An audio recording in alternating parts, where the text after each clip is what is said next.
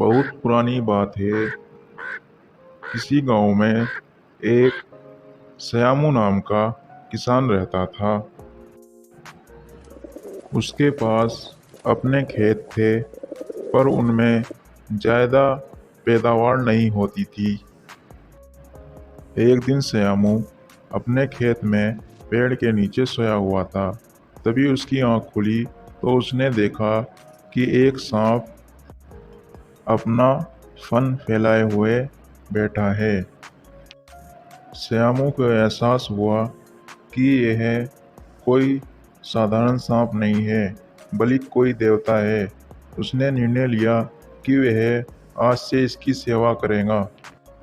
श्यामू ने तभी कहीं से जाकर दूध ले आया और मिट्टी के बर्तन में सांप को दूध पिलाया। दूध पिलाते समय श्यामू ने सांप से क्षमा मांगते हुए कहा कि हे देव, मैं आज तक आपको साधारण सांप समझता रहा।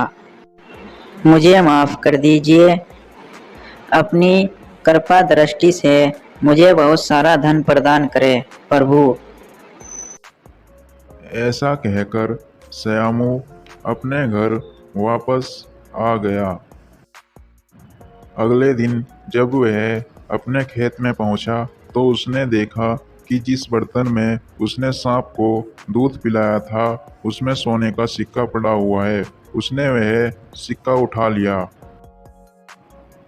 अब श्यामू सांप की खूब सेवा करने लगा। उसे रोजाना दूध पिलाता और उसकी पूजा करता था, और सांप भी उसको अगले दिन एक सोने का सिक्का देने लगा। कुछ दिन बाद श्यामू को दूर किसी देश जाना पड़ा। उसने अपने बेटे से कहा कि तुम खेत में जाकर सांप देवता को दूध पिला आना। अपनी पिता की आज्ञा के अनुसार श्यामू का बेटा खेत में गया और सांप के आगे दूध रख दिया। सांप ने वह दूध पी लिया। सांप को दूध पिलाकर वह अपने घर चला गया। अगले दिन जब वह सांप को दूध पिलाने गया तो उसने देखा उस कटोरी में सोने का सिक्का रखा हुआ है।